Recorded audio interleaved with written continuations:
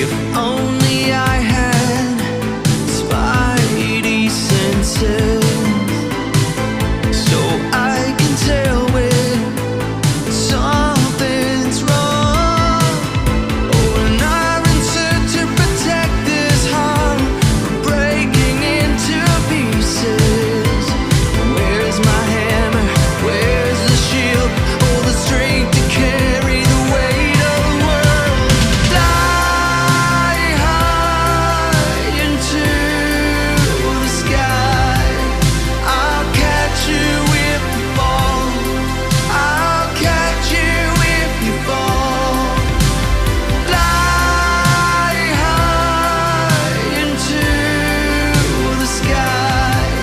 I'll catch you if you fall. I'll catch you if you fall. Now, here's your host, DJ Host with the Most.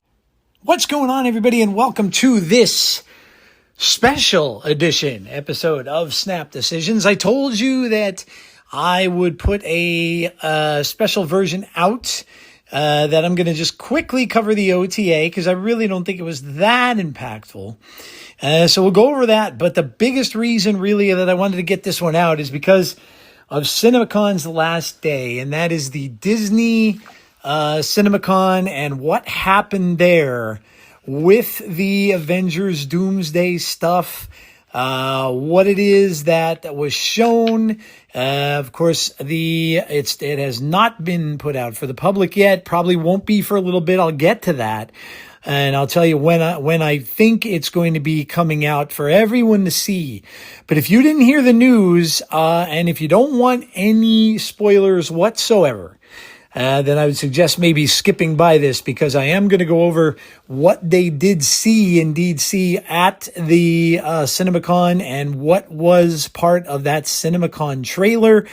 There's a whole bunch of theories and stuff going on about the movie and things like that. We'll also talk about the Endgame re-release. So Endgame is going to re-release into theaters September 25th of this year. My birthday, by the way. So happy birthday to me. But yeah, so that is what we're going to discuss on this shorter episode today. Won't go very long. But yeah, so thanks for listening and, let's get into it, shall we? So let us start with the OTA and the OTA that we got, of course, over the last couple of days. So let's start off with the cards here and we will go to Dr. Doom. So the Doom deck, ironically, when they showed the first trailer for Doomsday, took a pretty big hit. If you're a fan of that Doom deck, you kind of took an L, in this update. So the first two cards, Moondragon goes from a 2/2 down to a 2/1, and Chamber also goes from a 2/2 down to a 2/1. So two of the biggest cards really in that Doom deck both get a point of power taken off. I don't know. I mean, Moondragon, I think it's going to hurt more than Chamber. Chamber is still going to get the bonus and stuff like that from the amount of cards that were on there. That's and yeah, it's one less point of power, but I don't really think that it's going to matter too much to it. So yeah, it is what it is, but I don't really think it's going to matter all that much to the overall grand scheme of things. But I do think that it's going to change the play rate of that Doctor Doom deck a little bit. I think it's going to go down probably in play a little bit. I kind of don't understand why they would necessarily do that. I don't really kind of understand the reason behind it, especially since, yeah, I get it, but Doctor Doom has not been as powerful as Star-Lord, has not been as powerful as Shou. So I really don't know why it took such a hit, but it did, unfortunately. And, when I wrap all this up at the end, I'll tell you my overall thoughts, but, so this is the notes from Snapzone. In the OTA update, Moondragon and Chamber were nerfed while a number of both new and old cards were buffed, namely Wolverine, Horseman of War, Techno-Organic Virus, Kazar, Odin, Bucky Barnes, and Black Bolt. So let's see. All right, we'll go to welcome to this week's balance changes. We've got some buffs to underperforming new cards, a few nerfs and buffs, and some structural changes to cards that reference low and high cost cards. Let's dive right in. So Wolverine, Horseman of War goes to a 4/3. The objective, this has 5 or more power.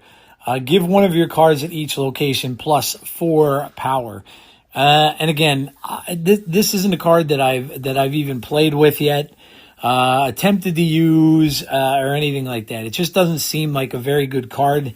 They buffed it quickly, so I guess that they really kind of felt that it wasn't a very good card. In fact, I think this might have been my lowest ranked card of this month. But whether it's going to be any better, I really don't know. The objective still, this has 5 or more power. So you still have to buff this card. And I said, that's why I think it has to be played in a very specific type of buff deck. And I still don't really know if it fits that. I guess it does. It's going to buff things itself. So it is going to fit that style.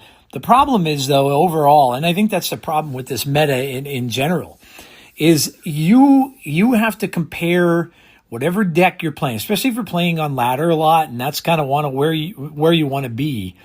You have to compare your deck to Shou and to Star-Lord, and are they going to compete with it?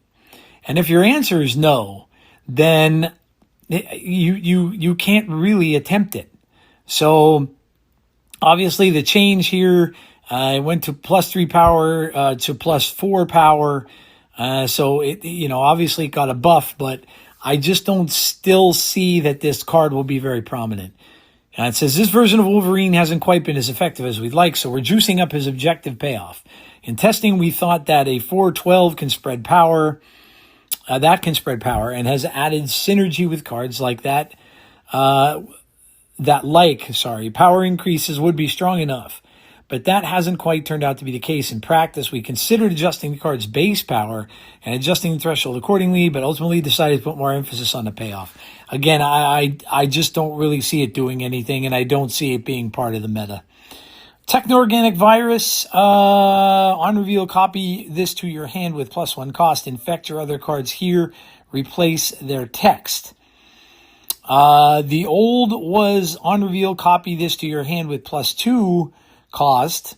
So it's going down there. Infect your other cards here, replace their text. Plus 2 cost is greater than plus 1 cost. Has also turned out to be a bit weak, so we've elected to make it easier to replay the card and infect more of your board. This card is a bit tricky to buff, as any card in the power it gives, any change, it's late, as any change in the power that it gives has a really large compounding effect. So our most effective lever is the cost of the card. Hopefully this makes it easier to build your techno-organic army. I've seen this in 1 or 2 matches that I've played. And then I'm just not seeing it hitting the meta really hard. So I really don't know that this is going to do much. Maybe it'll get people to experiment with it a little bit more. But again, the question you have to ask, unfortunately, is, does it beat Shou? Does it beat Star-Lord? And I don't think it does. Here's the nerf. Moondragon goes to a 2/1 end of turn plus 2 power if you played 1 card this turn and spent all your energy. So she's just going to level up less. She was 2/2 and now is 2/1. So Chamber goes to a 2/1, same thing, was 2/2, now 2/1. It says Moondragon and Chamber both punch well above their weight for just 2 energy in a deck that's currently one of the strongest in the meta. Both of these cards have found really consistent ways to effectively scale up their power, so we're toning down their baseline a bit to bring them more in line with the rest of the play. See, again, Doom is not the problem. Doom is not something you can't literally beat, like Shou and like Star-Lord. This deck is not the problem. So again, I've said this before with OTAs. Obviously, they're looking at numbers, win rate numbers and all that kind of stuff. But what does it take to listen to your players? There's people out there like Regis Kilbin, like Cam Best, like a lot of the other larger creators are all saying, Shou needs to change, and Star-Lord needs to change, and yet it's not being looked into. And I don't think until people, until they start to realize that those two cards need to be changed, and you can count Fin Fang Foom among them, that these changes aren't going to cut it, and why you're maybe the Doom deck had a fighting chance, maybe it had a fighting chance, and now that deck is gone. So now you're just going to only see more Shou. The people who are playing Doom are probably going to now, if they have the cards, switch, and they're going to play Shou, and they're going to play Star-Lord decks. So until that changes, I really don't understand that change at all to the Doom deck. Khazar is going to a 4/6, so this is a buff to a card that hasn't been really touched in a while. But again, this card's really only played in Zoo and Ultron.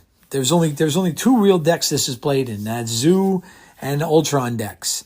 So it says ongoing, your 1-cost cards have +1 power. He just goes to a 4/6. So, again, it's changed 1 point of power. We've got a number of other buffs before we move on to a structural change. Khazar hasn't seen much success lately and has been outcompeted by other wideboard strategies. So we're giving this, Blue Marvel is just better. It's just a better card. So, sometimes, again, they both get played in Ultron decks. And the only two decks I've ever seen this card played in are Ultron and Zoo. And Zoo is just not popular right now. So next up is Odin. Odin's going to a 6/10 from a 6/9. On reveal, of course, repeat you know what Odin does. It says another classic. Odin is receiving a small bump to double-digit power to help support a range of on reveal decks. Okay. There's a Safety Blade's been playing a classic White Tiger Odin deck, and 1 point of power, putting Odin down in the last turn would probably help that. Bucky Barnes is a 2/2. When he's destroyed, he becomes a Winter Soldier, so he goes from a 2/1 basically to a 2/2. Bucky's change is largely targeted towards decks that resurrect destroyed cards like Morgan Le Fay, but will give a bit more power when venomed too. Again, not a card that's really used much at all. Even in its natural home of Destroy, you don't even see it all that much. Black Bolt is going to a 5/8. Finally, while we don't often push opponent discard strategy too hard, Black Bolt has been working long enough that we're happy to give him a buff.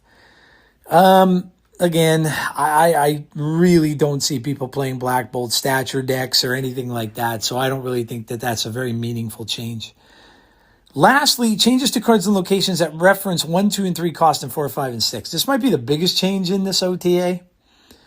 We're changing a number of cards and locations to line them up with chamber structure for cleaner text boxes. Abilities that previously referenced 1, 2, and 3 costs will now look for 3 cards cost or 3 cost or less, whereas those that reference 4, 5, and 6 will now look for 4 cost or higher.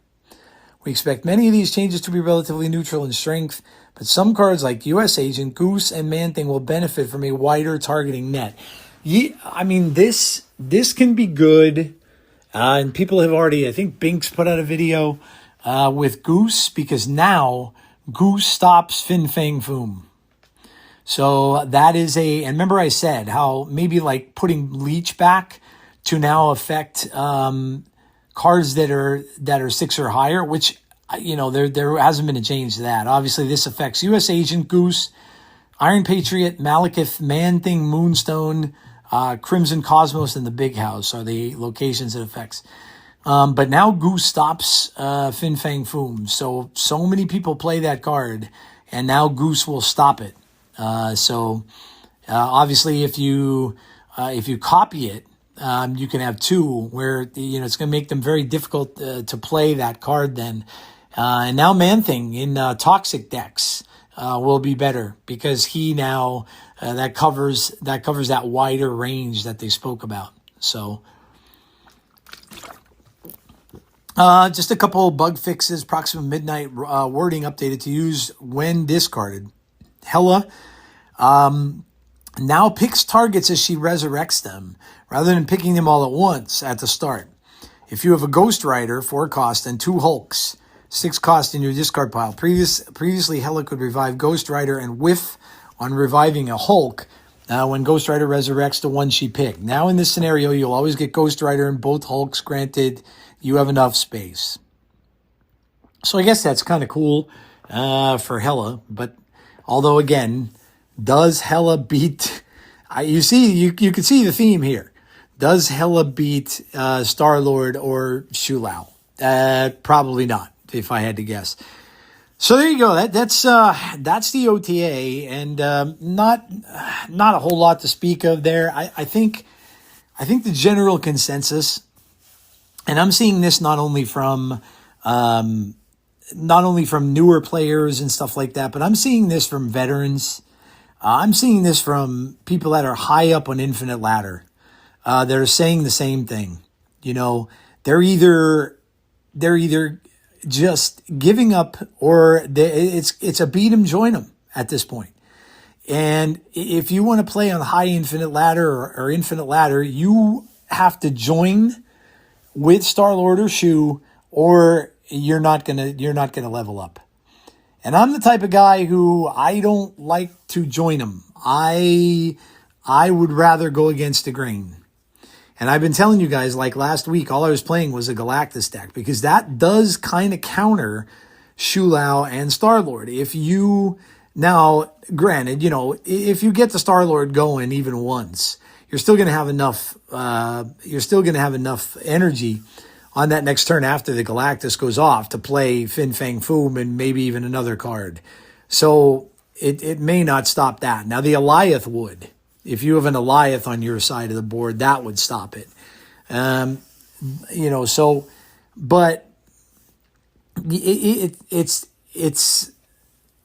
again, I've seen players, higher up players that are saying the same thing, that there is a rally cry.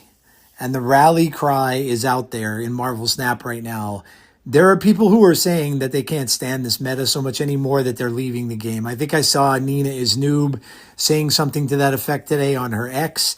That's a shame. I mean, Nina's been playing this game for a long time and entertaining people by doing it.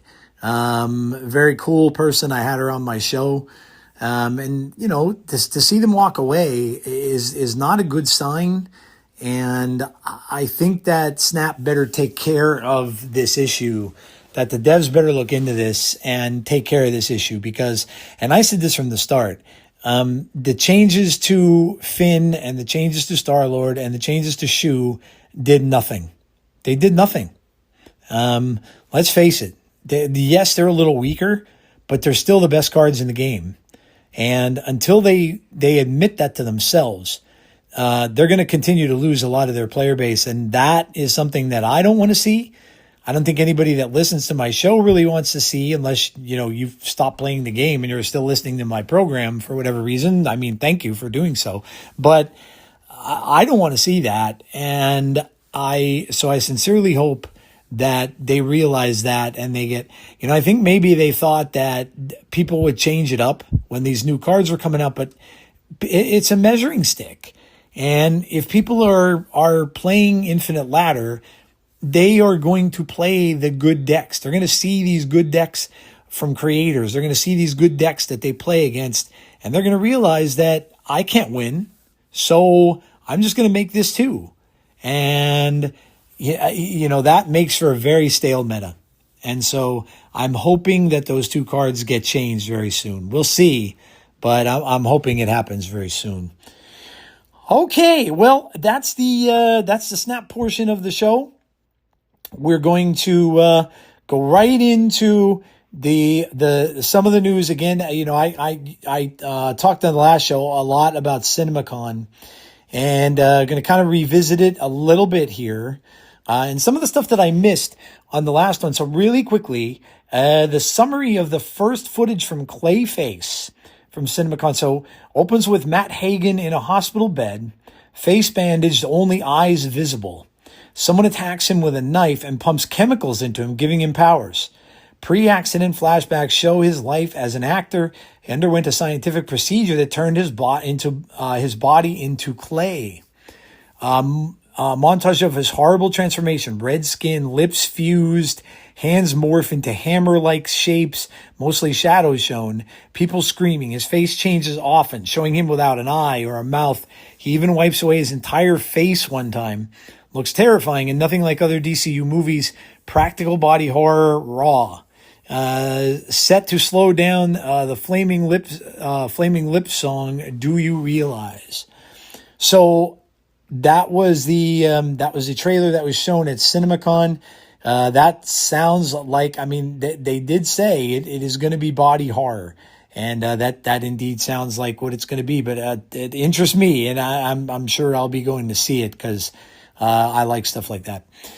This one is for the animated stuff. This was an update, again, from CinemaCon. So Brad Winderbaum has confirmed that the seasons of X-Men 97 and Your Friendly Neighborhood Spider-Man, both the animated series, will be released every year.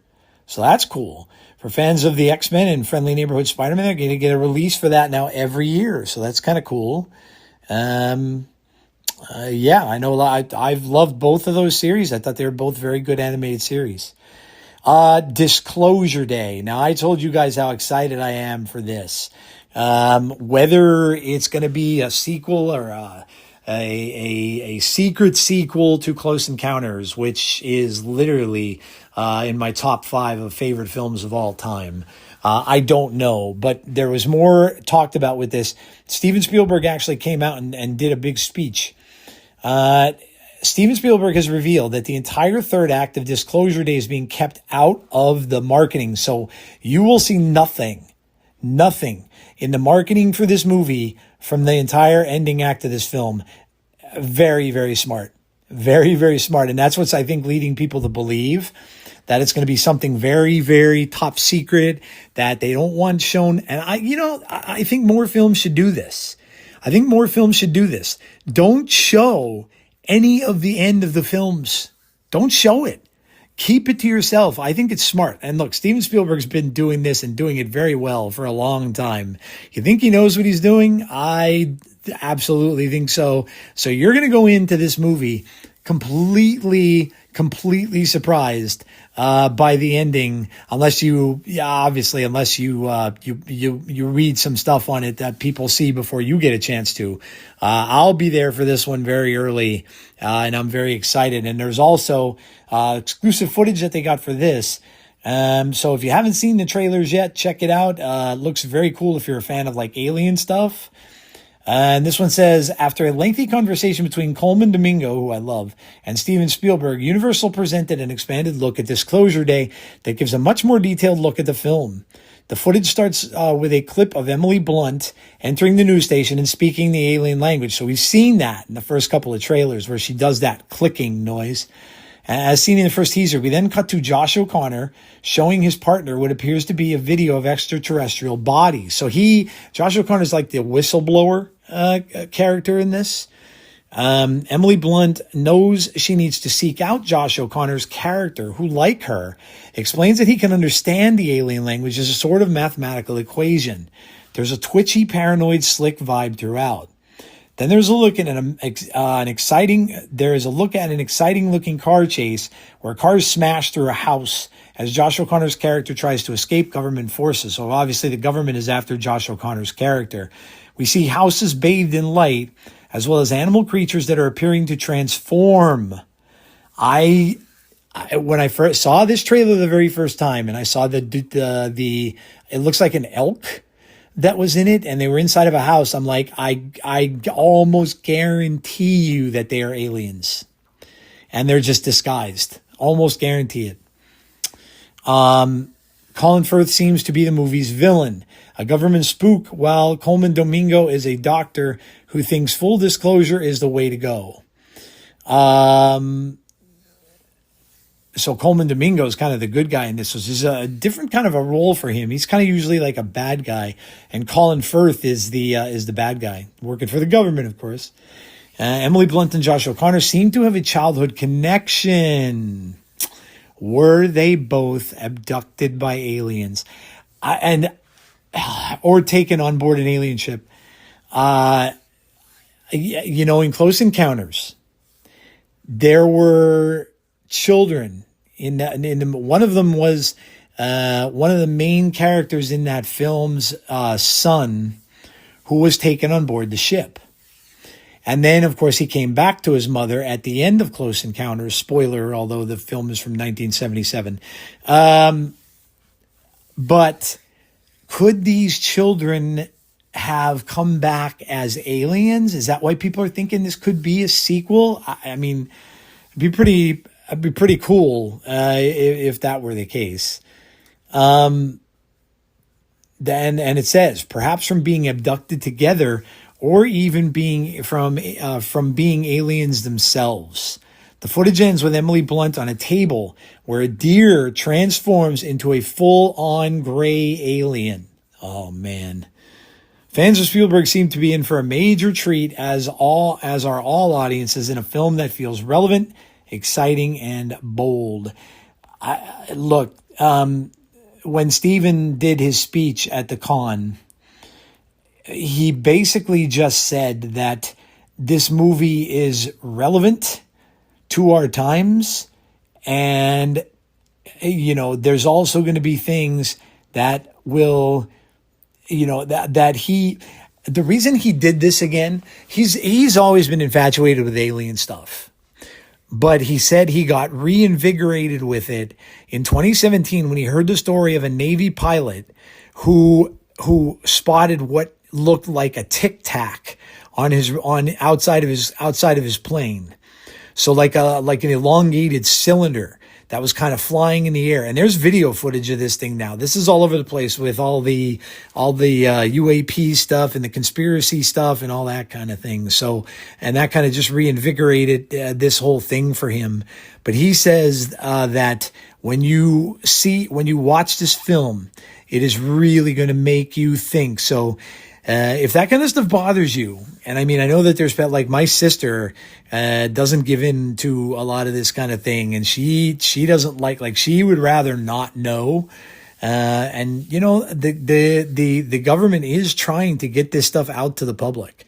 Whether they're going to have success doing it or where it's going to go, who knows?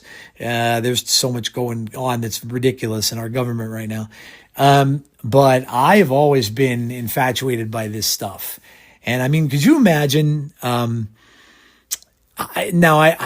can't imagine it'll be a good thing, right? Because people are so judgmental about everything today. Could you imagine if there was an announcement made saying that, well, folks, there are aliens that live among us? I mean, my God, the way people are today, right? With the hatred and the prejudice and all that, people would be turning on each other and just killing people, thinking that they're aliens.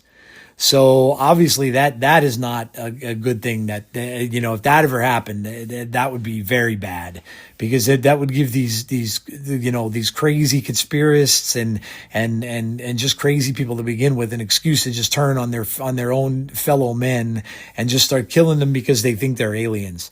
So yeah, that would probably not be very good if that ever became a thing. And I don't know whether this movie is going to show that or not, but we'll see. But I'm excited to see it. I love Spielberg stuff. So this is just a little video game note. So Marvel Maximum Collection is out now, and it's out for every system. There's a physical copy, the Switch, the PlayStation, the Xbox, and Steam. This is the one that I talked to you guys about on the pod with Maximum Carnage and the X-Men game and Silver Surfer from the NES and among others. So it is available right now on your favorite system. Okay, Doomsday stuff. Rumored characters that will appear in Avengers Doomsday. Now, some of this stuff is like, duh.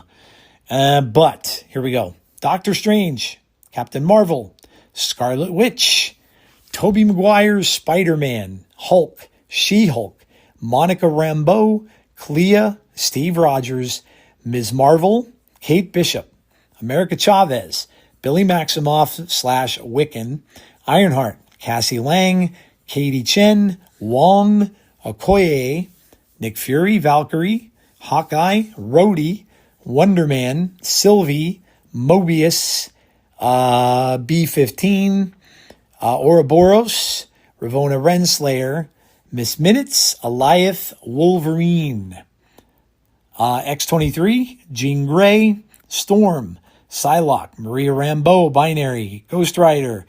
The Ghost Rider is a strange one. The Exiles, Star-Lord, Nebula, Rocket, Groot, Cosmo, Adam Warlock, and Phyla Vel. So this is obviously just characters that are rumored to be in there. I'm not sure where that list came from or how they got that. The Ghost Rider thing I find very hard to believe.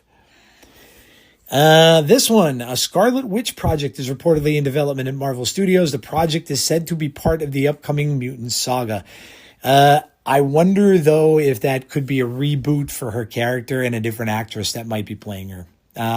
Because I did hear that they could be rebooting it with her as Magneto's daughter instead of the Scarlet Witch that we've had before. So that everybody really loved.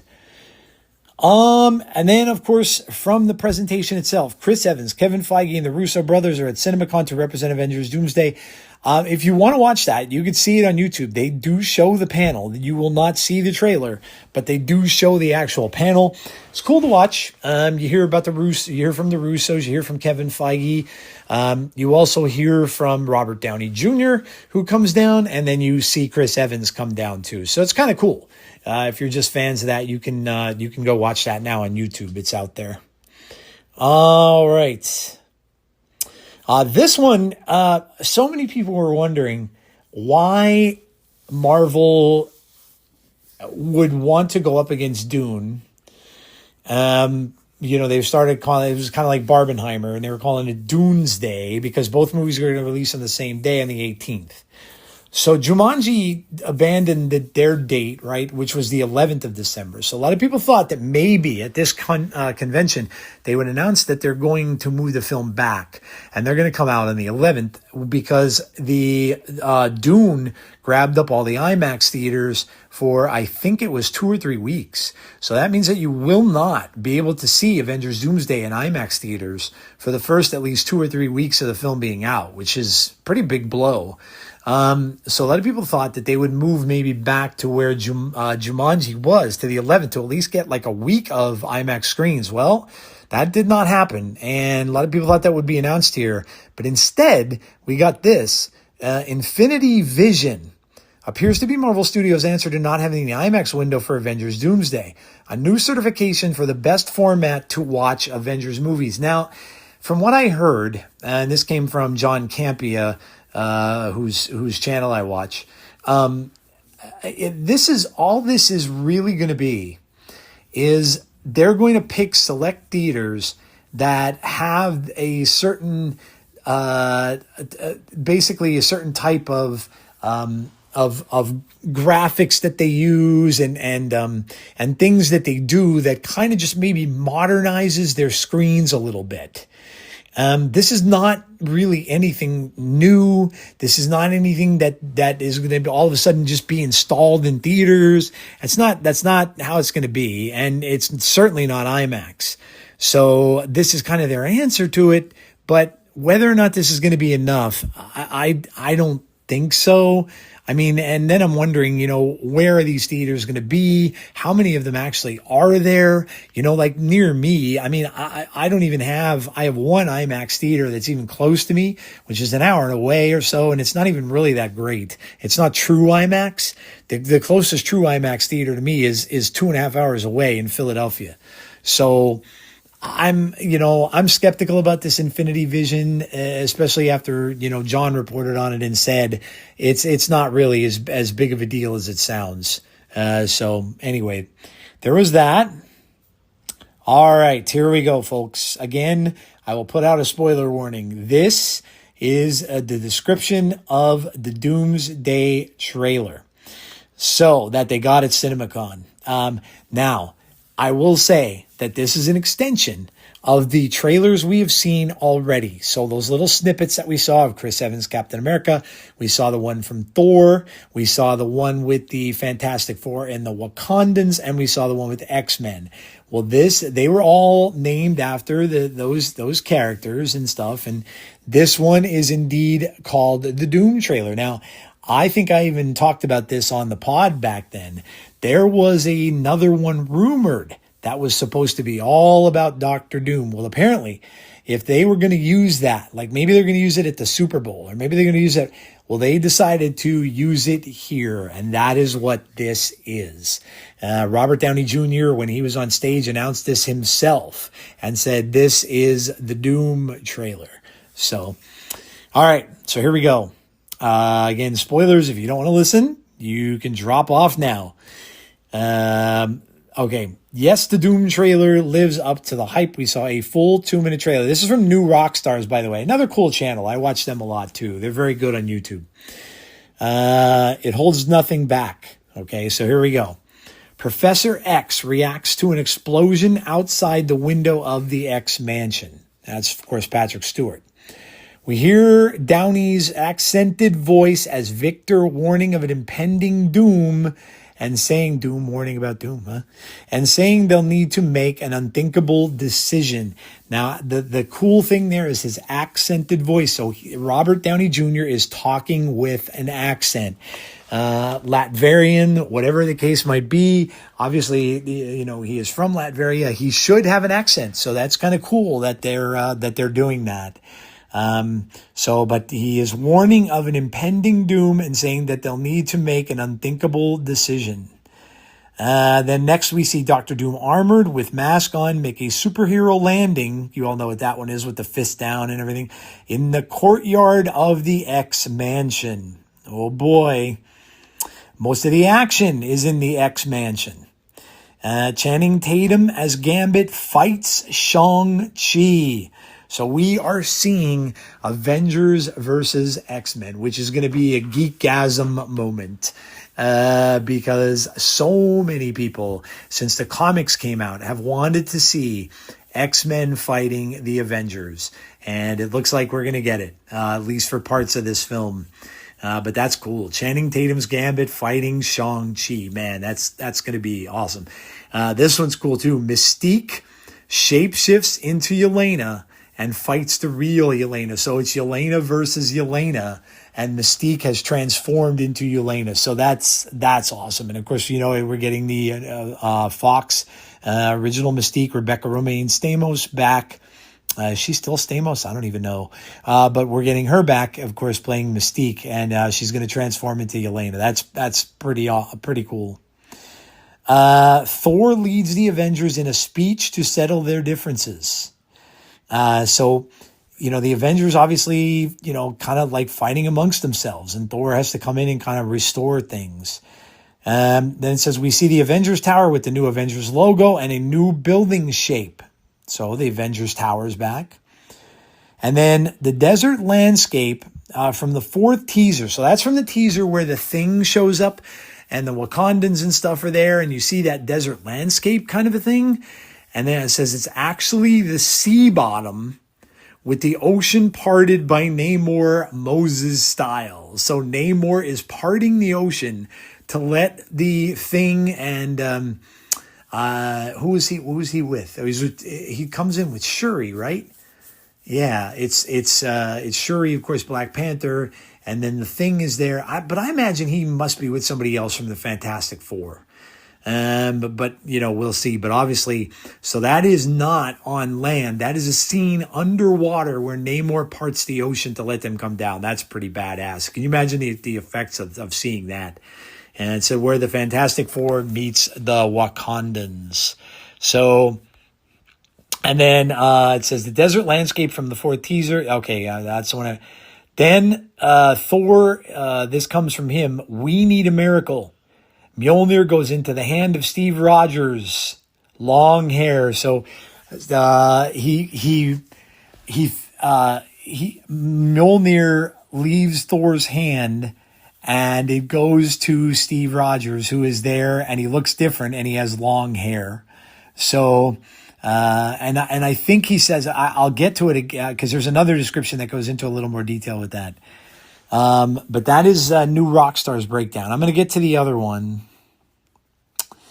And this is from Culture Crave, but they say Shang-Chi fights Gambit. Thor and Steve Rogers reunite. Mystique transforms into Yelena. Thor fights Doctor Doom, who stops Stormbreaker with one hand. I mean, Doom, powerful. And Doctor Doom has an accident, and Fantastic Four meet Thor for the first time as well. So, okay, I think I've got more than that. Yeah, I have a full description coming up here. Culture Crave also says, Kevin Feige says Avengers Doomsday picks up right where Endgame left off. So it takes place pretty much right where the Endgame left off. It also goes back to when it all started with X-Men. So there you go. And then there's more here. Also from Culture Crave, Disney has announced, this is that Infinity Vision thing. Disney has announced Infinity Vision, a new certification for premium large format theaters that meet strict standards for scale, projection, and audio. Will launch with the re-release of Avengers Endgame and then Avengers Doomsday. So that's a little more about that Infinity Vision I was talking about. The release of Avengers Endgame this September will feature new footage and a few new surprises. I figured as much. I think there's going to be some added scenes maybe. And then I definitely think there's going to be post-credits that's going to go. Because now that we know that Secret Wars is pretty much a direct sequel to Endgame, there's going to be a new post-credits. You know that. You know that there will be because they're going to get a ton of... Listen, I only get to see Endgame once in the theater, and that was an experience, man. That was probably the biggest experience I've ever had in a movie theater. And now that I'm definitely going to go again. Like I said, it's on my birthday anyway, so that'd be a cool birthday present for myself to go see it. I'm definitely going to go see it again. So pretty excited for that. All right, here we go. So here's the exclusive footage description. To cap off the Walt Disney Studios panel at Comic-Con, attendees were given, or not Comic-Con, at CinemaCon. Attendees were given an exclusive trailer for Avengers Doomsday, which is packed full of new information. Trailer opens on Professor Xavier watching an energy rift from inside the X mansion. Wow, a rift inside the mansion, which is in shambles. The famous Xavier School for Gifted Youngsters sign lying in the rubble. Now, we saw this in that trailer with the X-Men. Then we see Robert Downey Jr. unmasked as Victor Von Doom, talking in his Latvian accent, teasing that something is coming that cannot be stopped. After the studio logo, the newly completed Avengers Tower is shown with a fresh red and white A logo on the building. Fantastic Four meet with Sam Wilson's division of the Avengers. That now, of course, that coming with the trailer of Fantastic Four, where Yelena sees the ship, the Fantastic Four ship coming near them in New York. Some alliances are forged as we are shown the Thing trying to join forces with the Wakandans. Shuri and M'Baku are seen trying to make peace with Namor and the Atlanteans. Tensions rise as some of the fight scenes between our heroes are shown. Channing Tatum as Gambit battles Shang-Chi, with his purple-powered staff being able to hold off the 10 rings. A huge money shot comes with Yelena coming face-to-face with Mystique from the original Fox movies, sporting a new haircut and white comic-accurate costume. Oh, that's awesome. Who we see morph into Florence Pugh before they fight. In a major beat of the trailer, Thor tries to strike Doom with Stormbreaker, using all his power to summon lightning, but Doom can easily stop it with just the palm of his hand. Throughout the trailer, Thor is begging other characters to put their quarrels aside. So see, it's starting to come together a little bit. Where it really looks as if Doom, in my opinion, okay, this is just my opinion, I don't know, but it really looks as if Doom is going to be putting the Avengers and the X-Men and, these other, maybe these other people from other universes against one another. And we're going to get a true Avengers versus X-Men thing that so many people have wanted to see since the comic book stuff. So Thor's begging the other characters to put their quarrels aside because he explains that he's had friends and allies die. Now, this is a line from the film. I've had friends and allies die at the hands of enemies who are less powerful than Doom. He is very clearly afraid and claims that they need America. Thor then looks to a character off screen and says, "It can't be." He holds out Mjolnir, which flies into Steve Rogers' hands before the title card concludes the trailer. So could you imagine that when, that made people go nuts the first time they saw it. And imagine now when you see them at their worst and Thor said they need America and all of a sudden Mjolnir flies out of his hand and back to Captain America. I mean, that's going to be a hell of a scene. I think that's about it. I think I got it all. Avengers Doomsday trailer release window. So this just came out today. This is from Marvel Mania. Most likely dates Marvel could drop this trailer.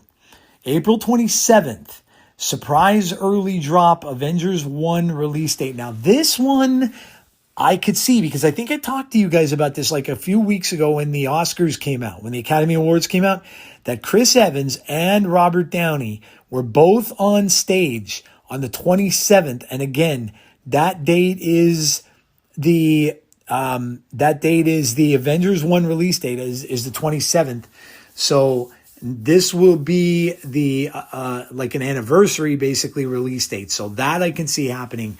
And it's not that far away. It's only about another 2 weeks away.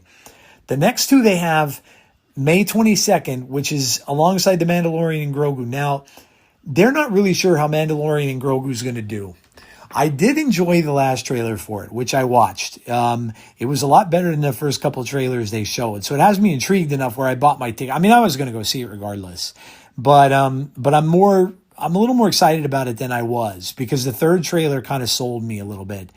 And they may want to wait for this because if they do, it's going to spark more audiences to go see that movie. So if Disney really wants to get more people, more asses in seats, so to speak, they may just say, this is your first shot at seeing the Doomsday trailer, so go see Mando and Grogu. So they might do that. They were doing that with their other films with Avatar, Fire and Ice, or whatever it was called, when they were showing those other trailers there first before they ended up online. So that could easily be a date, although we're going to have to wait quite a lot more time. It's over a month to see the Doomsday trailer. And then lastly, July 31st with Spider-Man Brand New Day. But see, I think it'll be shown with Spider-Man Brand New Day, but I don't think they're going to wait for it till then. That's really late. Now, I know, Doomsday's not coming out till the end of December, but it's still, I'm sure it will be shown before Spider-Man. But at that point, they might even have a second trailer ready, and I think that's just too late. I think you don't want to not have the hype, because remember, the Spider-Man Brand New Day trailer just blew away everybody with the most views, billions of views or however much it was. When they release this Doomsday one, it's going to have that same hype going for it already from Spider-Man. So you don't want to wait that long, I don't think. So I really don't think they're going to wait that long to do it. But in any case, guys, look, I'm fired up. I'm always excited by the films. I've always been a fan of movies ever since I was a little kid. You know, my dad used to take me a lot to the drive-in, and so I've always been a fan. And this is a reason why I play Marvel Snap. This is a reason why I do this podcast, because I'm still, I'm 56 years old, and I still love these things as much as I did when I was 7 or 8 years old, and I always will. I always will. And I really, really, I don't take anything for granted. That's why, if I go to see one of these movies and it's not the greatest, I still enjoy them, because I never thought with any part, in any way, that when I was 6 or 7, I would be seeing stuff like this on the big screen. I never thought that. And for me to see it is just a wonderful thing. I'm just so thrilled that I get to see this stuff at this point in my life, and I enjoy the hell out of it. So I am very, very fired up for Doomsday. Very, very fired up for Spider-Man Brand New Day, and I hope all of you are too. And I hope you can tell that. And I hope this, if you listened and you didn't want to be, hey, listen, if you didn't listen to the end and you didn't want to be spoiled, I completely understand. But if you did listen in, I hope you're as excited about this stuff as I am. Let me know. Let me know in the comments. Are you excited for Doomsday? What do you want to see in that film? Let me know. I would love to hear from you, whether it be in the comments of this pod on YouTube, or whether it's on Spotify or whatever, or whether it's on Twitter. But just absolutely let me know. Let me know what your thoughts are in the OTA, and are you sick of Fin Fang Foom and Star-Lord, like many of the people playing Snap are. So, all right, guys. Well, that's it. Like I said, this was a shorter pod. Where am I at? Well, I'm almost at an hour anyway. But a shorter pod here. Just wanted to get this out. Just wanted to talk about this Doomsday stuff while it was fresh in my mind. My two friends who were able to go to CinemaCon, they just came out of that Doomsday thing with, all the feels, and they were texting me until about like 2:00 in the morning, back and forth, and we were having this nerd out discussion on what we think that was going to happen in the movie, and what was going to go on, and what characters we were going to see, and it was awesome. So yeah, I hope you enjoyed it. Have a great rest of your week in Snap. Enjoy the OTA, and go read some comics, and like I always say, it's just fun, and this kind of stuff just brings a smile to my face. I hope you realize that, and I hope it does with you too. Have a great rest of your night, folks. Have a good weekend, and I will be back again to talk to you guys on the next episode of Snap Decisions, which of course will be next. It should be either next Monday or Tuesday. I'm probably leaning more Tuesday since I put this one out now. Please stay safe. Be kind to one another always, and hopefully I will talk to you on the next episode of Snap Decisions. Have a great night and a great weekend, everybody, and I'll talk to you all soon. This is your Snap DJ signing off.